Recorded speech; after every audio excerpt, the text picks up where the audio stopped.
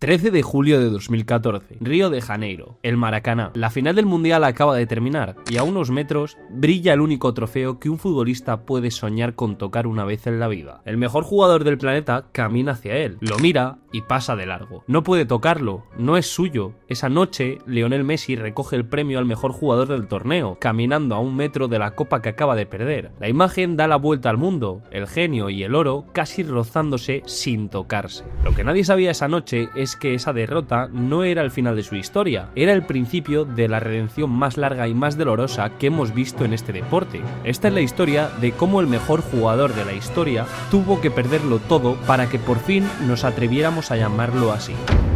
Para entender una caída, primero hay que entender la altura desde donde cae. Lionel Messi no era un crack, era una anomalía. Un niño al que a los 13 años, una clínica de Barcelona tuvo que pagarle un tratamiento hormonal para que creciera, porque su propio cuerpo se negaba a hacerlo. Le firmaron el primer contrato en una servilleta, y de ese niño que no crecía salió el futbolista que más veces ha roto este deporte. Los números no son humanos. 6 balones de oro siendo a un jugador del Barça, más que nadie en la historia, 91 goles en un solo año natural, un récord que probablemente no se bata jamás, y máximo goleador de la historia de su club en la liga y de casi todo lo que tocó. Para hacernos una idea, una generación entera de niños creció pensando que aquello era normal. No lo era. Estábamos viendo en directo al jugador más dotado que ha pisado un campo de fútbol. Pero había un problema, uno solo. En Barcelona, Messi era Dios. Con Argentina era un acusado. Porque allí a un futbolista no se le mide por lo que juega, se le mide contra un fantasma. Contra un hombre bajito que en 1986 ganó un mundial prácticamente él solo. Y la pregunta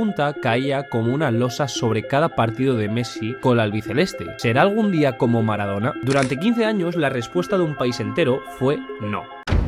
El que pasó de largo junto a la Copa en 2014 pensaba que había sido mala suerte, una vez. No sabía que el destino solo estaba cogiendo carrerilla. En 2015, final de la Copa América en Chile, Argentina y Chile 0-0 se fueron a penaltis y Argentina perdió otra final. Un año más tarde, en 2016, durante la Copa América en su centenario, concretamente en Estados Unidos, tuvo otra final contra Chile, en la cual quedaron otra vez 0-0 y otra vez fueron a penaltis. Y esta vez le tocó lanzar a él. Messi cogió el balón, el mejor lanzador de toda Argentina, y la mandó a las nubes. 3 finales en 3 años, las 3 perdidas. El hombre que lo había ganado absolutamente todo con una camiseta no era capaz de ganar una sola cosa con la otra. Pensad en el peso de eso. No es fallar delante de 40 millones de personas que llevan toda la vida esperando y que ya empiezan a susurrar la frase más cruel. Con la selección, Messi no es lo mismo. Y esa noche, en el césped de Nueva Jersey, con la cara desencajada, Messi tomó la decisión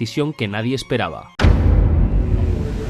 Y lo pensaba en el vestuario que ya está, se terminó para mí la selección. En la zona mixta, todavía con las botas puestas, Messi dijo 6 palabras que helaron a un país entero. El mejor futbolista del mundo acababa de renunciar a su selección, a los 29 años, en su mejor momento. Pensadlo un segundo, porque es enorme. No se retiró por una lesión, no se retiró por la edad, se retiró del dolor, del peso de cargar él solo con las esperanzas, las frustraciones y los complejos de toda una nación, del insulto fácil cada vez que perdían, de que le exigieran ser Maradona cuando lo único que pedía era que le dejaran ser Messi. El país tenía que protegerlo, lo habían roto, y aquí es donde su historia podía haber terminado. Rico, coronado en Europa, el mejor jugador de su época sin ningún tipo de discusión, podía haberse ido de la selección con la cabeza alta y nadie, absolutamente nadie, se lo habría reprochado de verdad. Los títulos de club, los balones de oro, los récords, ya lo tenía todo menos una cosa.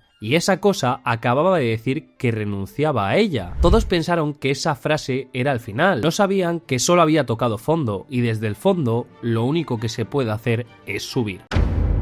Messi volvió, porque los grandes nunca saben irse, pero el abismo todavía no había terminado con él. Mundial de Rusia en 2018, la gran esperanza, y en octavos, enfrente, aparece el futuro, un chaval de 19 años llamado Kylian Mbappé. Francia acabó ganando ese partido por 4-3. Argentina se fue fuera, y entonces el relato se endureció hasta volverse piedra. Con Argentina desaparece, pecho frío, es un fenómeno de club, nunca será Maradona, frases que se repetían tanto que empezaron a parecer verdad. Pensad por un momento, el mismo jugador que en Barcelona era venerado como un dios con la camiseta de su país, era juzgado como un fraude, el mejor de la historia según media humanidad, un cobarde según la otra mitad, la misma persona. Y por si faltaba algo, en 2021 el suelo terminó de abrirse bajo sus pies. Por una crisis económica, el Barça, su casa, el único club de su vida, no pudo renovarle y Messi tuvo que despedirse. La imagen recorrió el mundo, el mejor jugador de la historia llorando frente a un micrófono, expulsado del único sitio que sentía suyo. 2014, 2015, 2016, 2018 y ahora sin el Barça también. A los 34 años su leyenda ya se escribía con una nota a pie de página, el más grande que nunca pudo con su país. Todos daban la historia por cerrada, no sabían que solo había una forma de salir de un abismo así, solo hacia arriba. 10 de julio de 2021, y el destino, que tiene sentido del drama, eligió el escenario, el Maracaná, el mismo estadio donde 7 años antes Messi había pasado de largo junto a la Copa. Final de la Copa América, Argentina contra Brasil, en su propia casa. Di María adelantaría a los argentinos y Argentina aguantó hasta el final. Con el pitido final, Messi cayó de rodillas y por primera vez con esa camiseta lloraba de alegría. El primer gran título con Argentina, después de 4 finales perdidas, tenía 34 años, se había roto la maldición, pero todavía faltaba lo que parecía imposible. 22 de noviembre de 2022, empieza Qatar. El último mundial a priori de Messi. Argentina aterriza como una pisonadora, 36 partidos invicta, 3 años enteros sin perder y siendo la gran favorita. Messi abre el marcador de penalti en el primer partido, todo va según el guión soñado, y entonces, en una sola tarde, el sueño casi se muere. Arabia Saudí, le da la vuelta al partido, Argentina 1 y Arabia Saudí 2. Una de las mayores sorpresas en la historia de los mundiales. Para hacernos una idea de lo que eso significó, un país entero pasó de soñar con la gloria a hablar de eliminación en 90 minutos. La última danza de Messi podía terminar antes de empezar de verdad. Y aquí está la semilla de todo lo que vino después, porque a un equipo normal un golpe así lo hunde. A este, con ese hombre dentro, lo despertó. El segundo partido fue frente a México. Una sola derrota más y Argentina a casa. Sin red, sin margen, sin maña, el partido no se abre. Los nervios pesan como el plomo, hasta que en la segunda mitad Messi recibe al borde del área, ajusta el cuerpo y la golpea raso pegada al palo. 1-0. No fue un gol, fue una transfusión de sangre para 40 millones de personas. Tercer partido, Polonia. Hay que ganar para sellar el grupo y el fútbol, que con Messi siempre tuvo una crueldad especial, le vuelve a poner un penalti en las manos. Por un segundo, la sombra de 2016 regresa, lo lanza y se lo paran. Pero esta vez, y esto es lo nuevo, esto es lo que cambia todo, el equipo no se hundió con su ídolo. Esta vez fueron ellos los que sostuvieron a Messi. McAllister y Julián Álvarez marcaron, Argentina ganó y pasaron como primera de grupo. Por primera vez en esta historia, Messi no se encontraba solo.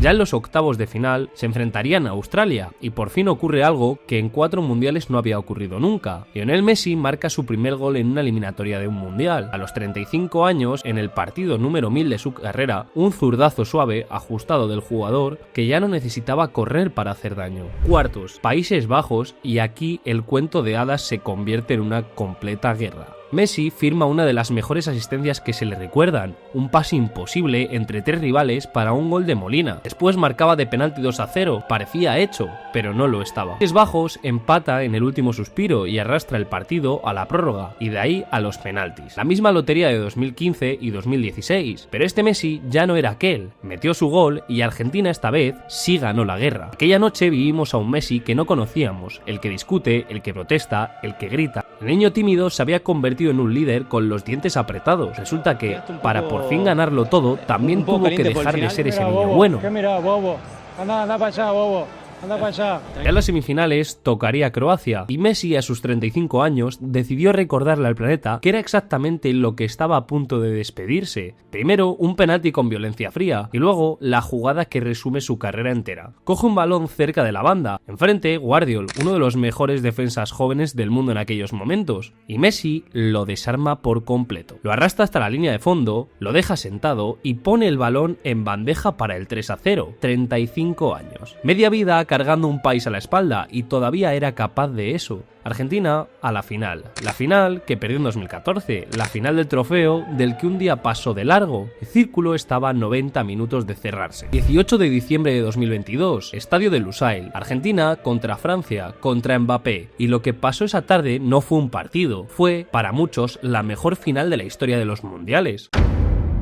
¡Otra vez!